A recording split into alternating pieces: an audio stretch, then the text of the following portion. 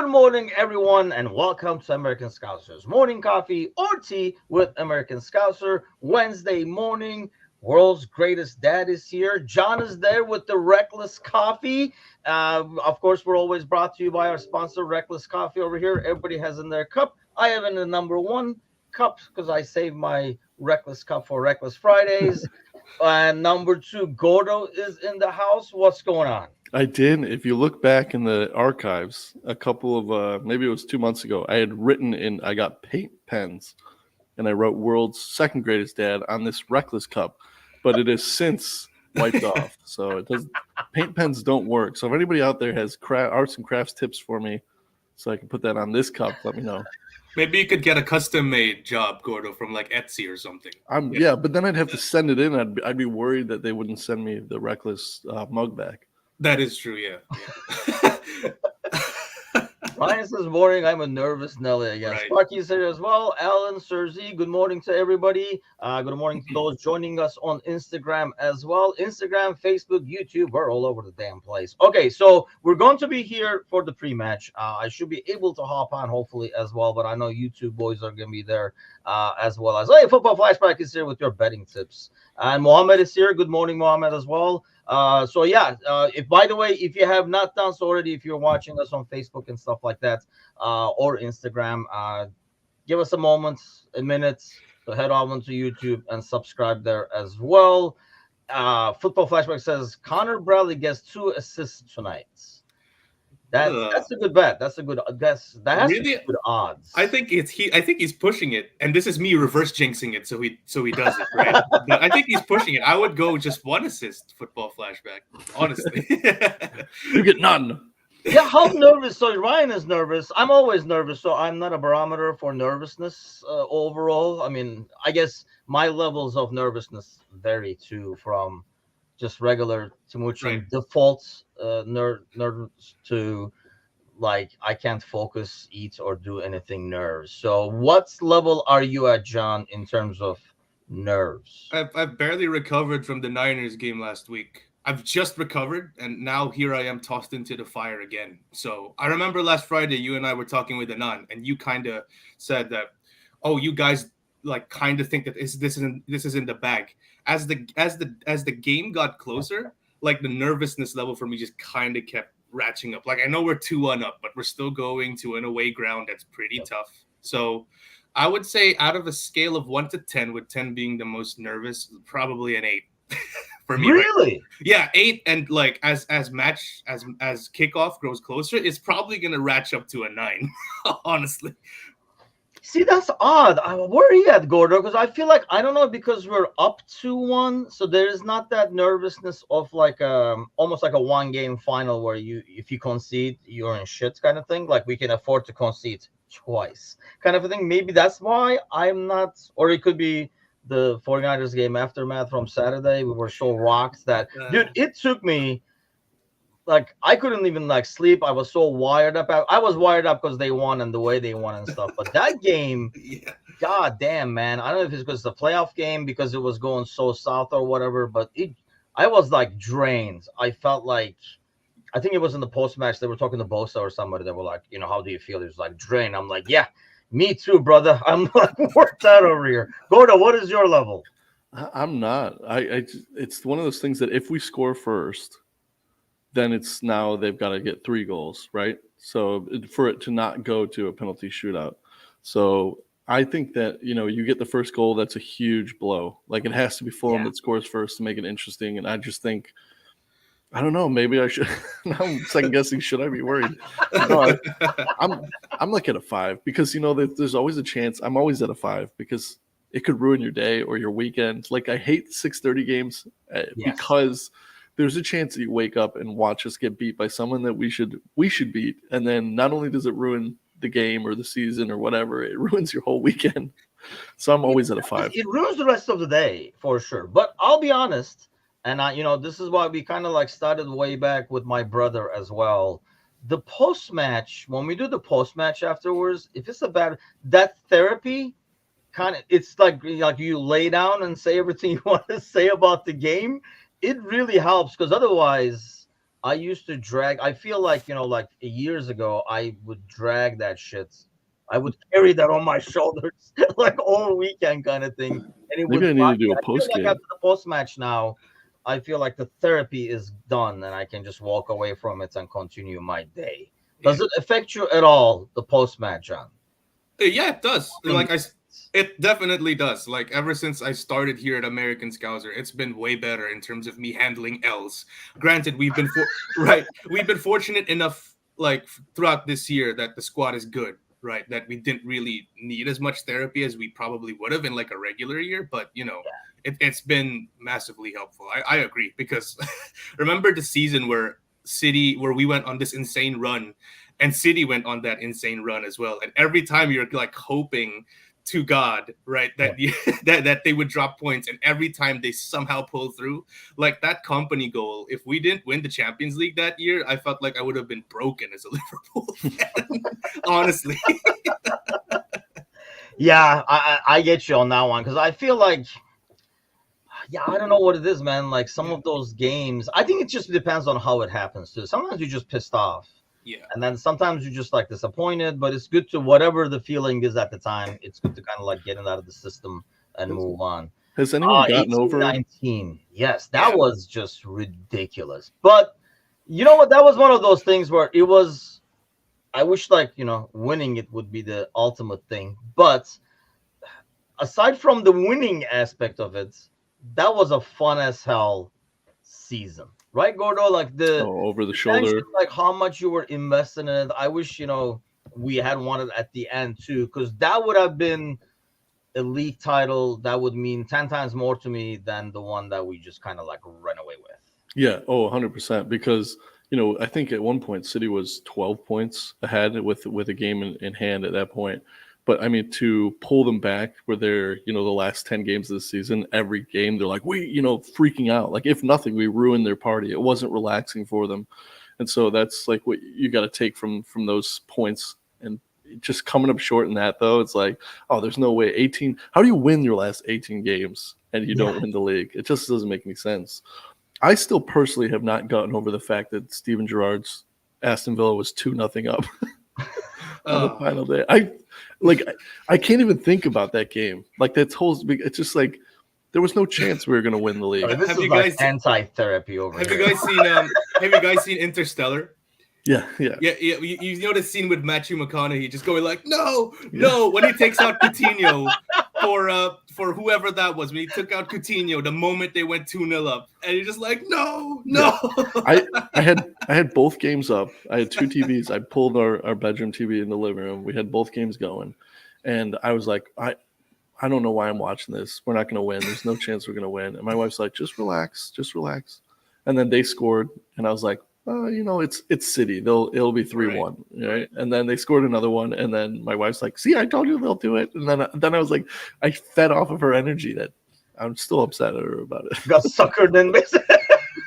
She doesn't know any better. She'll learn over time how Liverpool can just suck you in and then just I like guess leave you hanging. But I guess the saving grace for that final day of the season was that we did our business as well. Like we did everything that we had to do. Like imagine if City didn't win, that was right? the Wolves game, right? Right, Mhm. right. Imagine if City didn't win and we didn't win either. That would hurt more I for was me. Yeah, at that's true. That's true. Yeah. I was in Milwaukee with the Liverpool. They literally, I think it was Jasmine's graduation. Pretty sure it was Jasmine's graduation. And she goes to, she's actually finishing her master's now at University of Wisconsin at Milwaukee. Nice. So we were going there really early. I remember they dumped me at the bar at the pub so I can just go watch the game. And then I watched it with that group. I was at like the bar, like literally at the bar watching it. And yeah, I mean the highs and lows and up and downs of like the emotions over there and the tease, right? Everybody was like kind of calm. Everybody got like teased, like reeled in. And then at the end, biggest letdown. That was the therapy that day is I got out of there and I got to, like I got something to do that would just take me away from. Otherwise, yeah, that would probably kill me. Steven says, so true. Glad I joined the AS4 weekly therapy. Yes, today, this morning has so far been anti-therapy, where we bring our horror, but that's part of therapy. You got to talk about your horror moments. Mellow midweek. Yeah. Mellow midweek show. Yeah, I don't know how mellow this one is. Okay, let's get to some news over here. A lot of injury updates midweek. Uh, Robertson is traveling. I know in the comments, Football Flashback was earlier talking about, maybe Gomez slotting to right back and then, Robo going to left back and stuff. I don't even know if we're going to see Robertson. If things are going well, I don't know if we see him in the last 10 minutes or something like that to kind of get out there kind of thing. Curtis Jones, which we were fearing, we were talking about on Monday, no issues. But having said that, Gordo, do you get the feeling that he would not be risked in the starting 11 because we won the first one 2-1? Definitely. If he was healthy, like let's say he didn't get taken off as a precaution, he'd probably start because he's looking more and more like somebody that maybe we don't look to now for being a leader on the field, but he's going to definitely be, and he's already taken that role in the midfield. And I just like, you got to play your hot hand, right? And he's been having a phenomenal season. And let's not forget, this is a semifinal, right? This isn't just a game against a midweek game against Fulham. This is a semifinal, and yes, it's Fulham. Yes, it's the Carabao Cup, but it is a semifinal, and I think he would have been played if he wasn't precautioned. Now, he gets pulled off, and with the amount of injuries and players missing that we have right now, I don't think they risk him unless it's dire straits. Yeah, I agree. I think he, like, you see him on the bench and Mm-hmm. maybe come in. I mean, here's the thing. Does it go to extra time today Yeah, first? Okay, so if the game ends 2-1, we go to extra time first, or do we go to I'm directly pre- to I'm penalty? pretty sure we go to extra We time. do go to extra time. Kazi says start Jones, don't put him in the squad for Norwich. Oh, I I forgot don't Norwich know. is the next game. Yeah, Here's the problem. If it is a muscle thing and if he pulls it, it's not like a week. You know what I mean? It's a week to 2 weeks or 2 to 4 weeks, and you can't afford to lose him. I would probably play him safe. Serzi thinks he's going to play and get rested for the FA Cup too. I just don't think you risk it. And no, then, you rest everybody. Like I said on Monday, we're getting Suarez for a one game loan for Norwich. Everyone rests, including Allison, and it's but just Suarez out there alone. Trent and Soboslai should be ready for the FA Cup clash. I think both of them would probably, trot in around like 60 minutes or something like that to get some minutes before maybe starting against Chelsea. Costas is around 2 weeks away from a return. Notice they don't even mention Thiago in these comments. Thiago, I know he made a point at the press conference. I think it was like a month or so ago, John. We even talked about it on Friday that Yeah. he basically said he doesn't, stop asking these questions when about those two, Basetic and Thiago. Like they'll be back when they're back. You guys don't worry your little heads about it, kind of a thing. Yeah, and they're kind of moving the timetable month after month. Like November it was December, December now it's January, and then now it's February. Next thing we know, it's March and it's April, and listen, Thiago, definition of luxury player at this point, and we don't even know how he's gonna look, right? Like everyone thinks, right, which is kind of sad as well. Like everyone thinks he's gonna slot back in, look like himself when we were challenging for the quad when we made that Champions League final in 2021, 2022, right? But people are forgetting he's 34 years old. He probably doesn't have the legs anymore. I mean, he never did, right? And he's Yeah, coming back from like a serious bout with his hips. Like his hips are kind of like his whole deal, making those passes and those kinds of things, and they're damaged. So we don't know what Thiago that we're gonna get. So I don't know, like being it being in this channel for the longest time taught me a bit to be pragmatic. So I'm being super pragmatic on the Thiago that's going to come back, thinking that he's probably just going to be a bit part player at best. And this is me reverse jinxing it, right? Next thing we know, it's freaking world class Thiago coming back. But yeah. yeah, being No, on the even you can't jinx this shit. Son. Your jinx powers are not going to be. This made me laugh. I mean, Christian Eriksen came back quicker from almost dying than Thiago says. Because Thiago was a walking yellow card, and that was before. Yes, exactly, I mean exactly. he Yeah. was, and that's why I feel like even if he's available now, I don't even want him like starting. I want him to come in the last 20, 30 minutes, do maybe that Milner role to help us close the game, or Whew. maybe if we're pushing for a goal to help us open up a defense or something. All we really need is one of those just where they cut to him and he's like, like that's all I Yeah. want. A couple passes here and there. No, slow motion where his mouth is open. That's all. That's all I can Joshua remember. says, and this is probably true, right? Like the Basetic thing is probably, but I almost feel like they're like playing it really, really safe with him. But it is a concern, John, just because I mean, Thiago, even if Thiago comes back and he's healthy as hell and he's like, like dancing around in his hips. I mean, his contract is up at the end of the season. Yeah. I would think if he does come back, though, let me throw this curveball over here. If he does come back, let's say in March, and he's moving his hips around all over the place, do you sign him for another like an add-on year? No, it's a no for me because It's a no for it's me, a no dog. for me. No, no, because like, listen, I said a few shows ago that I would re-sign Matip, and I still stand by that. But I feel like if Matip's injury proneness, right, for lack of a better word, is here, like Thiago's just here. Like you can't trust him to play 2, 3 straight games. Remember when we faced Chelsea last year at the League Cup final, and he pulled up lame, didn't Yeah, play.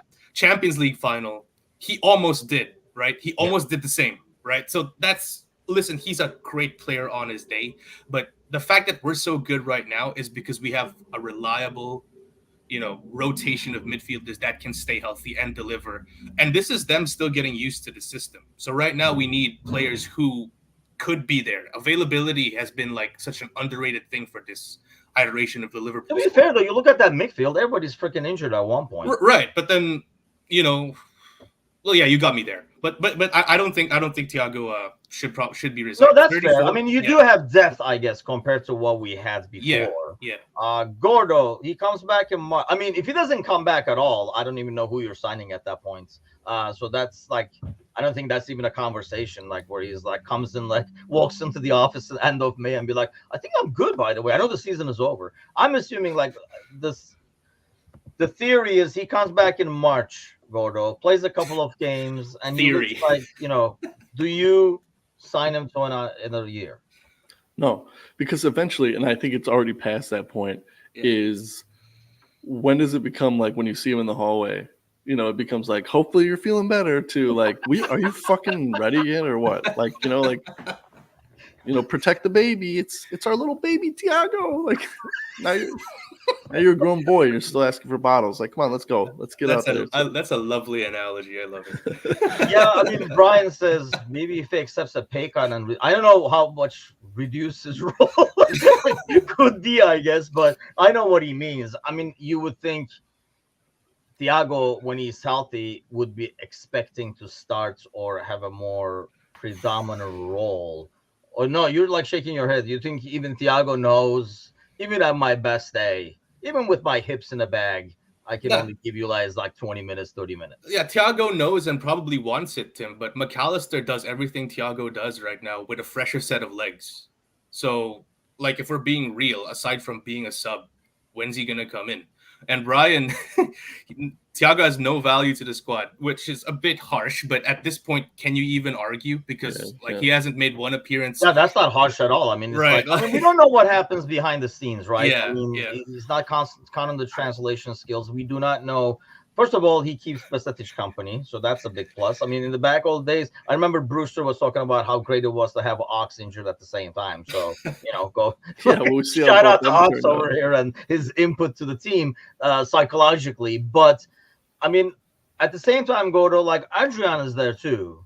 And I feel like we keep some guys just for Too many Spaniards in there. like all these Spanish guys walking around. They're like, "Hey, ole!" So I mean, are we just keeping them there as the team concept? Because you do lose a lot of people in the off season that were pretty dominant in that locker room, if you will, like Fab, Hando, Milner, and stuff like that. So it's almost like, is that why we're keeping these guys to kind of fill in those big brother roles? Maybe. I mean, this is going to be a really weird analogy, but I'm going to pull one Here we go. from John with World War II. But if you watch Band of Brothers, right? There's Oh, Holy shit! one love of that. one of the episodes is one of the Webster comes back from a long time in a hospital, and when he comes back, there's a bunch of replacements, and like the team is sort of moved on, right? And he doesn't have the same weight that he did. Like he landed on D-Day and he fought with them, throughout Normandy. and then he doesn't carry the same weight because he's been gone for so long. And I think that's how long Thiago's been gone. I don't think he carries the same weight that he does. And the cynical part of me, and like I this is a very small percentage, but sometimes you read these like superstars autobiography and they talk about like one or two players throughout their career that kind of like milk the system a little bit. Like John pointed out, he's 34. Like how much of this might be him being like, I don't know if I'm going to get a paycheck this big ever again. So why would I risk this? And let me just like, I wouldn't like to say that because I think we like to think that our players are like want to be out there and fighting, but there is a possibility that, a little bit of it is like, hey, you've been ready since November. And he's like, just not, something feels weird. And like, all right, let's get another scan. Go lie down a little bit. Right. You know what? I felt something when I woke up, actually. Yeah, exactly.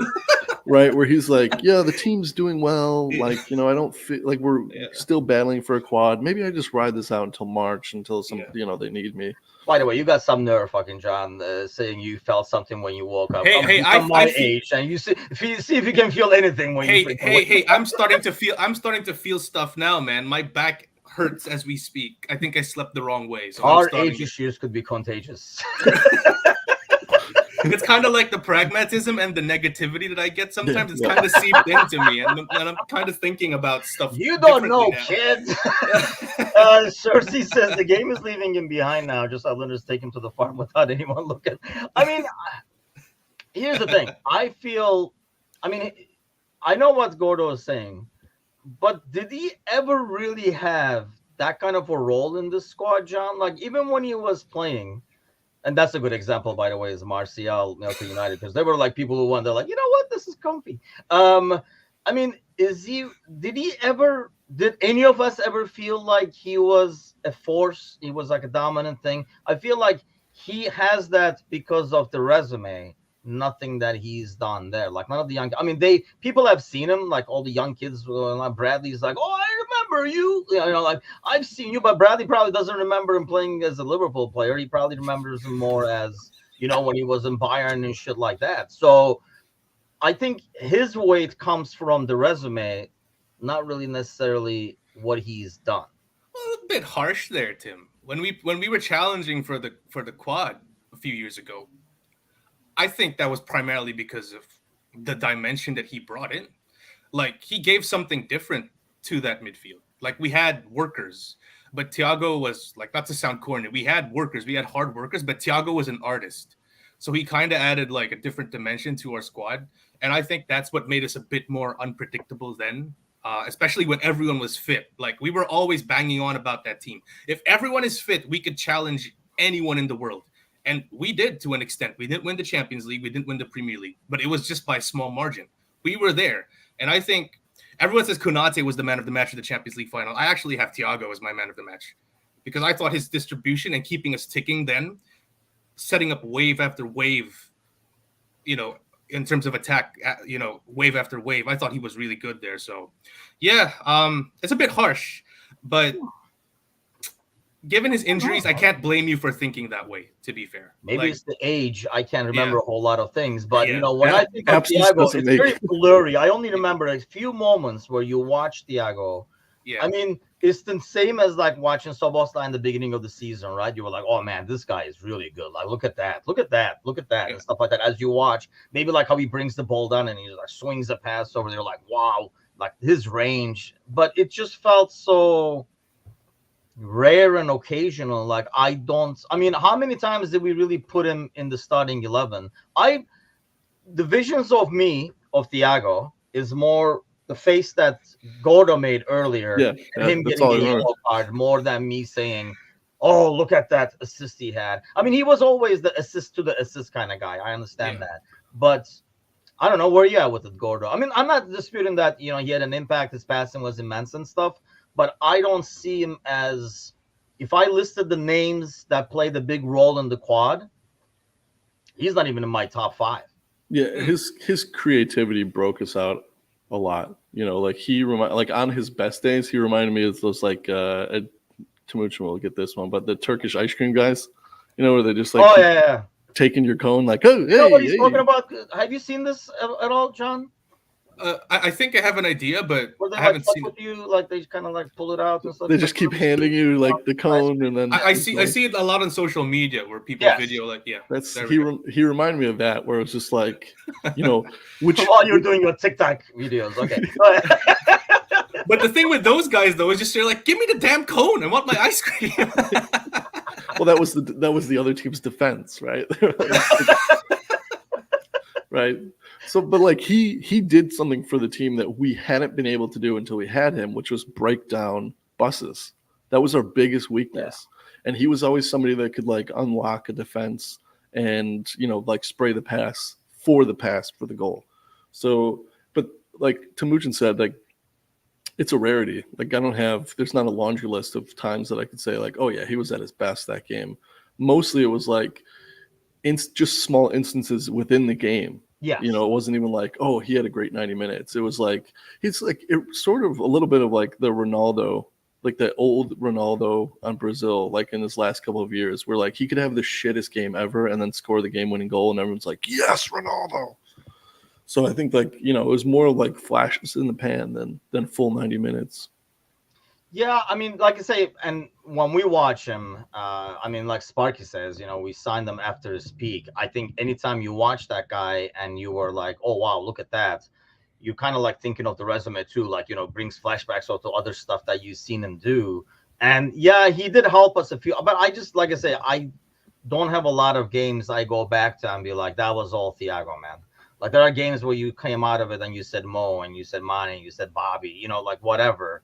Ali kept us in, or Van Dijk was so solid and stuff like that. I just don't remember a lot of games I walked away from saying, Thiago, man, I'm glad we have that guy, kind of a thing. If we had a non, he probably has like an entire notebook of those games. To be probably, but it's mostly empty. He only has the first page filled with like 5 things. Because, like I say, I can't remember.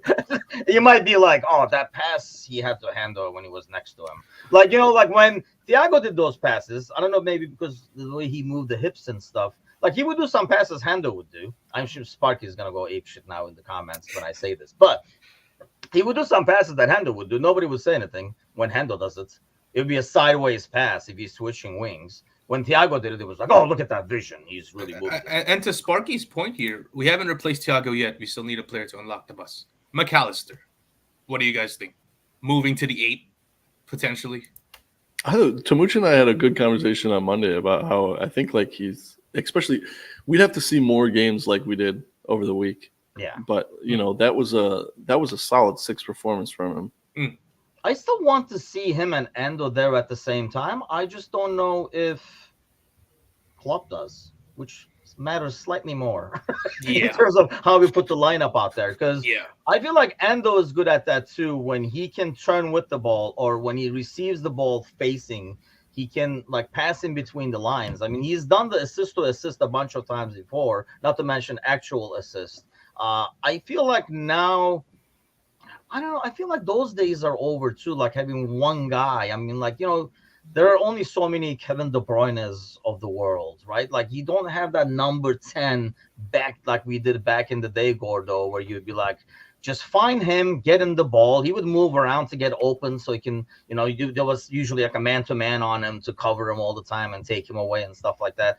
You just don't have that guy as much anymore. It's more like creativity by committee, it feels like. Yeah, that's an interesting point, because there's something that I've seen on social media, and it's popped up more and more, and it's got me thinking. I'm not fully convinced yet, but there's people out there that are saying like the peak of football was like 2006, because now the kids that come in, they don't have to be like, when you watch wingers back in like 2006, 7, 8, 9, they took people on. They were fancy with the ball. They had to, do megs and step overs to get through and get to the byline and make a cross. And now it's like, as long as you're a little bit faster and a little bit more fit, then you're on the Premier League teams.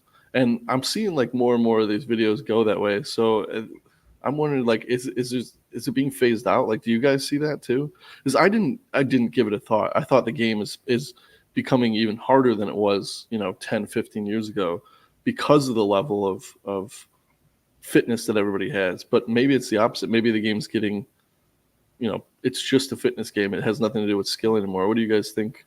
Because this kind of bleeds into the Thiago. Yeah, I think there's like a simplification that goes on in terms of player roles. Like players are being asked less for me to improvise, but rather follow like a certain set of skills. Like people, when people knock Trent for always running on the side, providing width and providing a cross, and saying that's all he does, there was a bit of truth to that because that's what Klopp wanted him to do in the system, and that's the only thing he should do rather than trying all those megs and stuff like that. So I feel like to an extent, especially with like the best teams in club football, systems have taken over rather than, those traditional number 10s who you feed the ball and all right, do something with this. I think there's less of that and more of, all right, push it out to the wing. We'll create a triangle here, and you right back overlap, you right wing go here, cut inside. It's kind of a deal, if that makes sense for me. That's what I notice. Yeah, Sparky says fitness and speed does outplay skill. That's how we train the youth. I think here's the thing. You do not there is, I think, immense amount of skill out there still. But there Mhm. were some guys in the past who just they did not have the fitness or the speed, and they could get away with just skill. Wayne Rooney. Oh god. Like you could Oh, excuse me. have guys who are slow, and like in that, like the number 10s were not always like a physical fast guy Yeah, necessarily, right? I yeah. mean, it was, like the guy who builds play and stuff like that. So they could survive on skill. I think now, especially in the Premier League and stuff, just the skill is not going to be enough for you to survive in the long run. If all, I Hmm. mean, we've had some young players who could do things when they had the time, but if you can't play fast and if you don't have the fitness to keep up with the pace, doesn't matter how much skill you have. I think the skill is still there and it's a huge part. But in the past, where we had guys where everybody in the world knew they did not have the fitness nor the speed, but they were amazing because they had skill. I feel like those guys are still around, but if they don't have the fitness and speed to go along with it, they just don't make it to the top level. You don't see them. He's out in the Brazilian league or whatever somewhere doing his thing.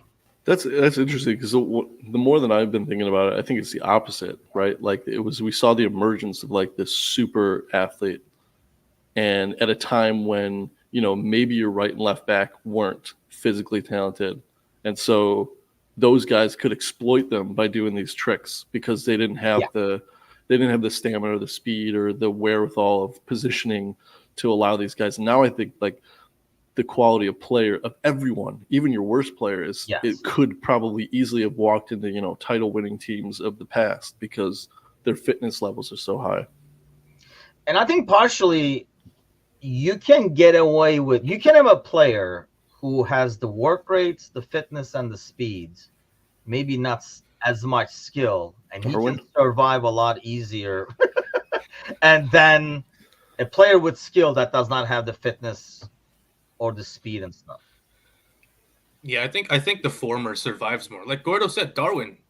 Like that's just a perfect that's just a Yeah. perfect description of Darwin. He has everything. He's fast, he's tall, he's strong. So like you can't ask anything more from him from a physical standpoint. It's just about him making the right connection with the ball, which sounds so simple, but he can't seem to get it done. So obviously, which is why the best players in the world right now, the De Bruyne's, the Mbappes, the Salahs, they have everything. They're physically at their peak, technically at their peak as well. And yeah, it's a never ending debate, I would say. Like you have people who have like rose tinted glasses about like, oh, my era was the best, right? And my generation is probably gonna say, oh no, this era is the best. Look at the facilities, look at the tactics. It's all modern. It's never gonna end. You know I, my I dad. So, sounds like you've been talking to Graham.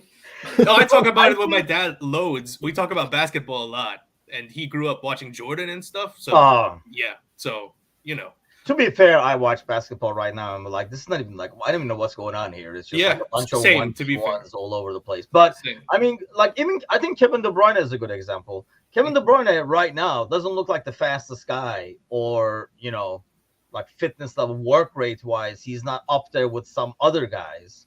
But you take Kevin De Bruyne like a couple of decades back and put him next to like a number 10 skill player of that era, like Gordo, he looks like lightning fast and really Definitely. strong, right? Definitely, like the game has evolved around him, Yeah. and he's just figured out how to play in it. Because he does have that footballing brain. He just knows where he needs to be, what passes to make. I mean, there's like he can pick up. It's just one of those things. Like Gerard had it, Zabi Alonso had it, where like they didn't need to look up. They sort of there was like that sixth sense of like I looked up 45 seconds ago and I know where everyone is running or has Yeah. made the run, and I can spray that pass, and like you can definitely survive when you have that.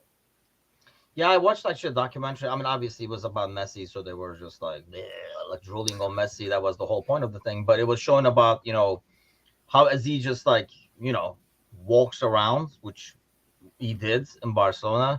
He's basically checking everybody's positioning and stuff like that. So the moment he does receive the ball or moves to receive the ball, he knows where everybody is going to be, blah, blah, blah, and stuff like that. And I think sometimes, I mean, that's sometimes excuse for being lazy. You're like, I'm just scooping things out over here. It looks like I'm not running, but I'm actually looking things out. But at the same time, it goes back to what you're saying. It's not, especially now, the game is so much faster.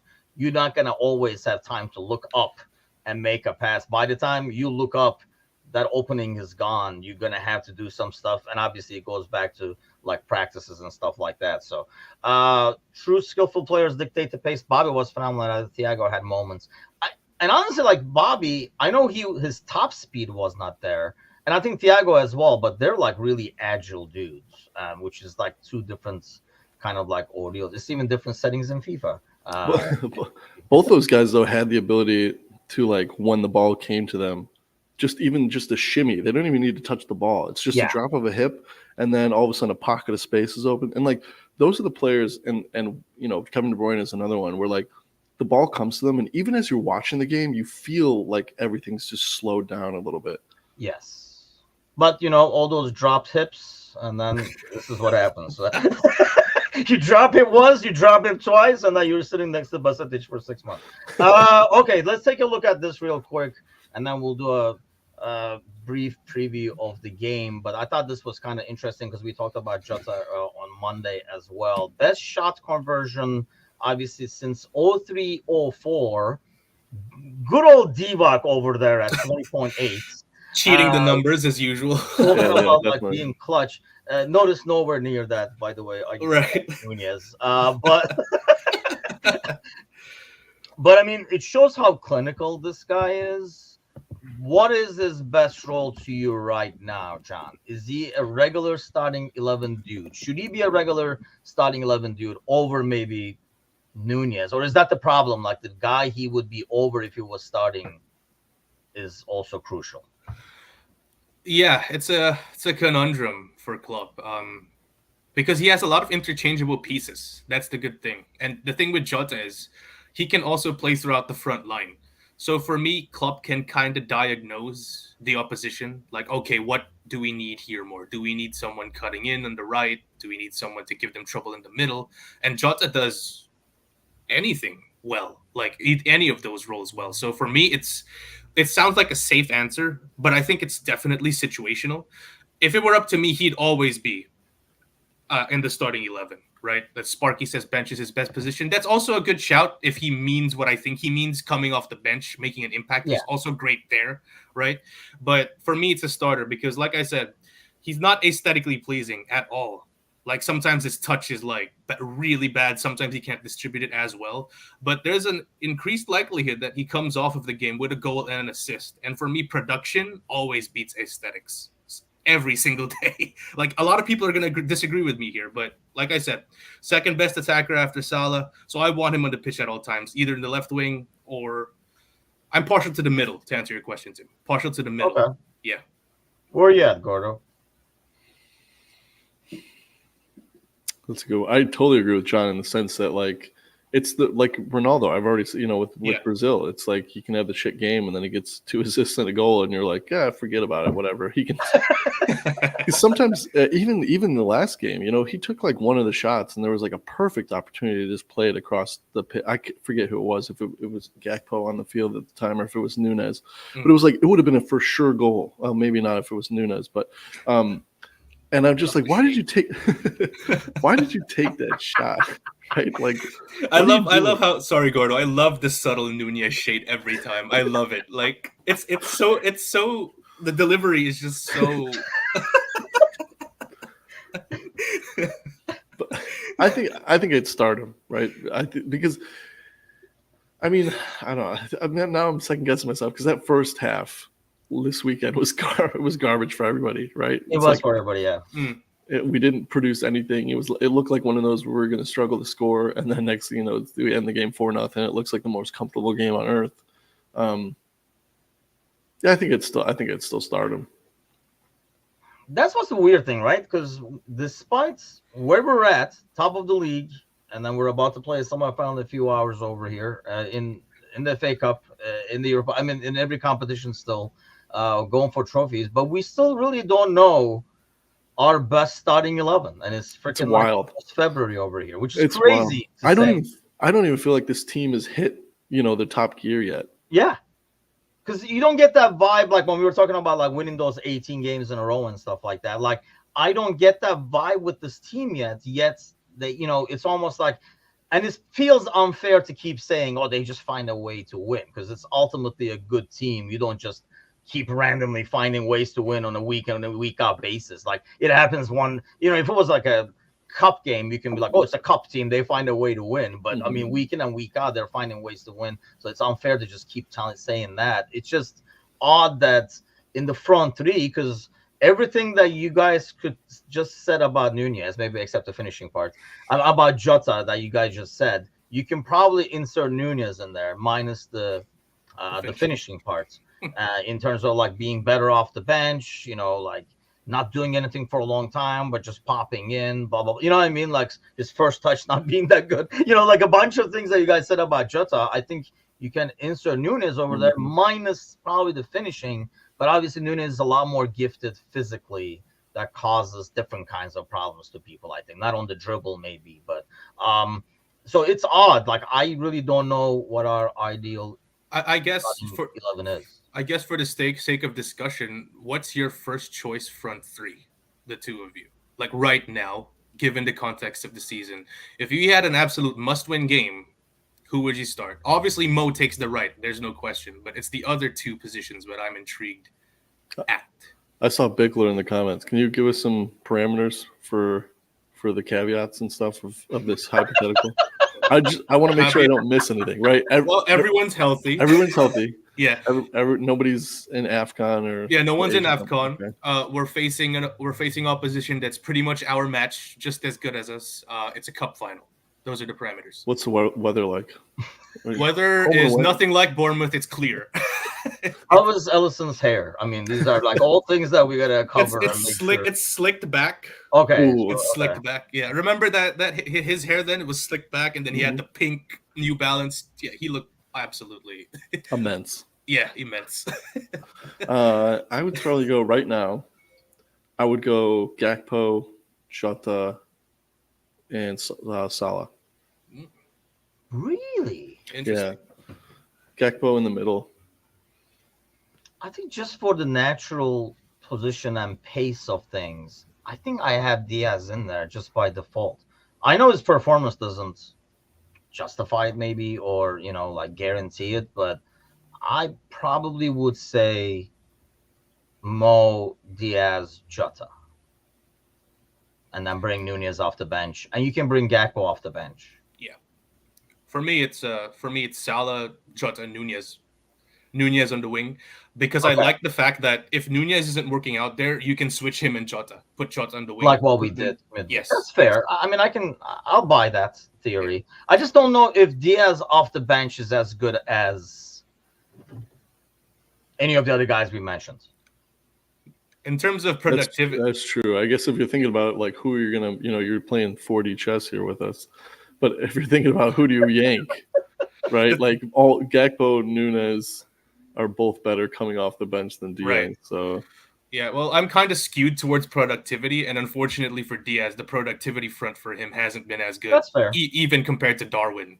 Like I can't believe that Darwin has 10 goals and 10 assists, by the way. We were talking about that. So I don't know if you were still on Monday, but like one of the stats that I look that popped up when Timo Werner came back into the league was like his percentage for expected goals was in the 2 years that he played for Chelsea, it was negative 8.25, and Nunez is like negative 10.4. But he has 10 goals and 10 assists. Like it doesn't make any sense. Because I think anyone that watched the Premier League in those years could tell you that Timo Werner was a flop. It just didn't work. Yeah.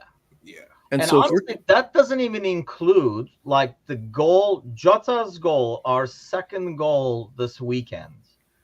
It does not show up on the stats, but that starts with Nunez. Mm-hmm. And then Gakpo gets it, then he gets the assist. But that doesn't include like how else he has impacted like how we score.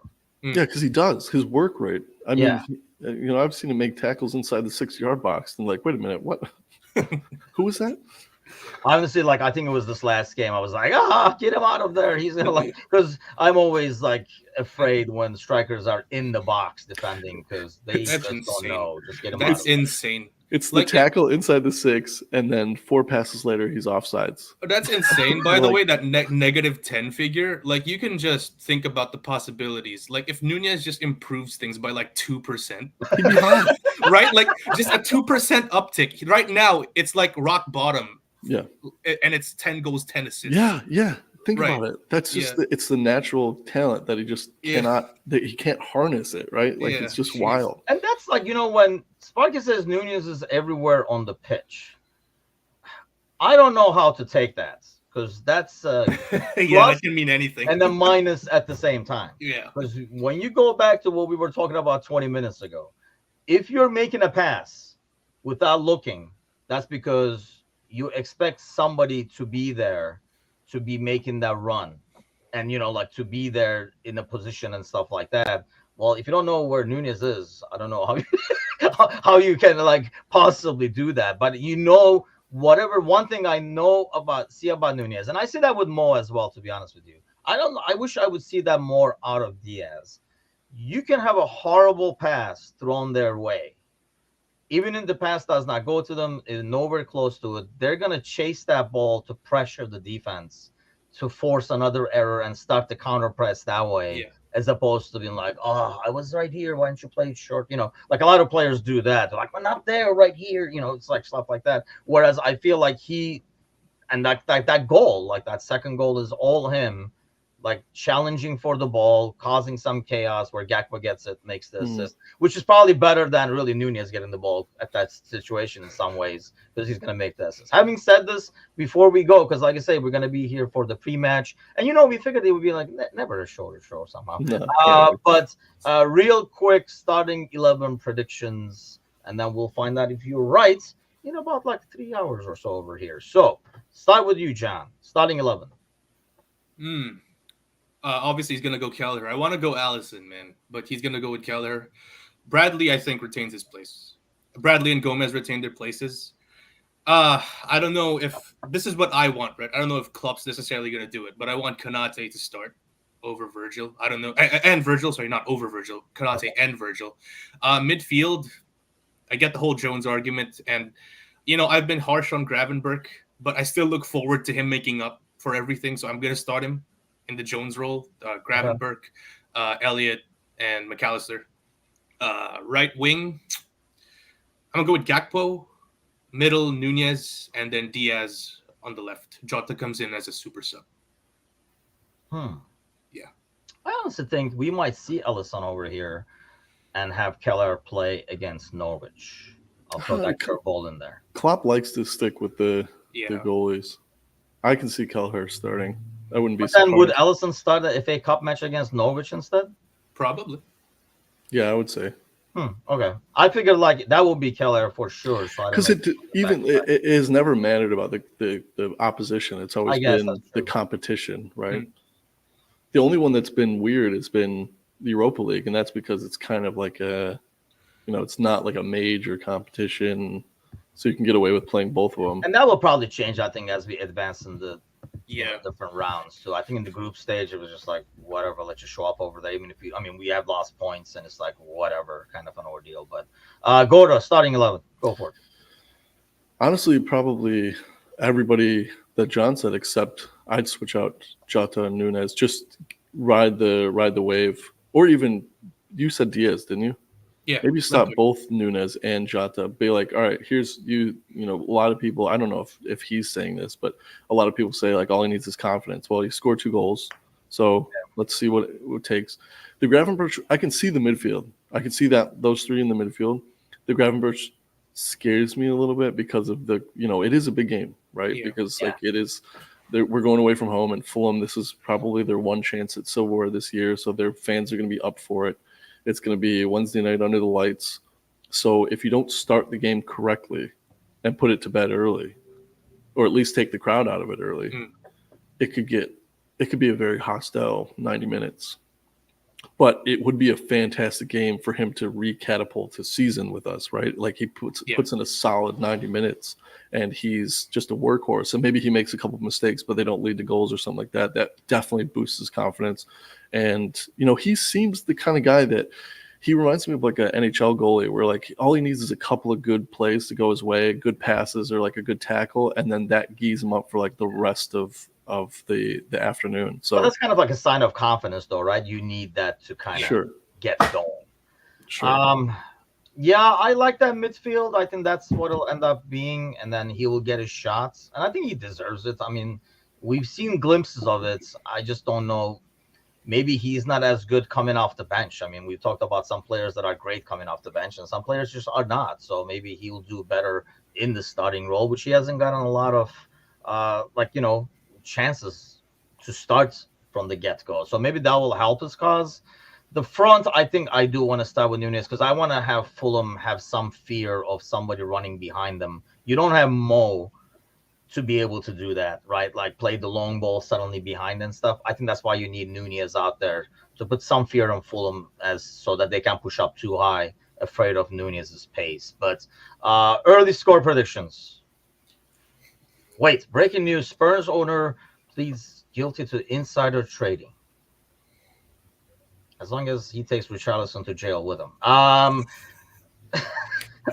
all for that, but I thought it was. I kind of got my hopes up. I thought it was like a Man City news, like oh, like something's finally happening. Yeah. nah, come on now. Sparky's going with 2-0. I don't think it's going to be that easy. I predicted Fulham to score first, and Kazi laughed at me, and and then I said it was going to be a difficult afternoon. It was going to be 2-1, and guess what? Fulham scored first. It was 2-1. So I think I'm going to go with that. But I don't think they'll score first though. I think the game goes to bed. I think we score early. Crowd goes out of it. Fulham get one back to tie it up to make it a little interesting, and then we basically crush their hopes. From the 75th minute on. So a 2-1 away win. Mm-hmm. 3-1. The Timuchin special. I Timuchin was going to special. go with that, but then Godo really sold me on the scenario over here. So I'm going to go with the 2-1. It sounds very realistic. And I think, once we get on air for the pre-match, which we'll probably be doing about like 1:30 Central, about like half an hour or so before kickoff, once the starting 11 is announced and stuff, they'll be a bit easier to see and hopefully like predict. But as always, thanks a lot to all those joining us, hopping on with your comments and stuff. If you're following us on Instagram, make sure you give us a follow on YouTube as well. And obviously the follow on Instagram, but it's a lot easier to do it that way. And then yes, thanks for reminding me, John. I will do the outro on the way out. Yes, Run so of we'll be games. back. This gang will be back. Definitely, these two guys will be back for the pre-match. I will definitely try to hop on, and now obviously we'll be here right after the game to talk about that as well. Have a great few hours over here until we see you guys. Grab another cup, and then we'll see you guys shortly. Take care.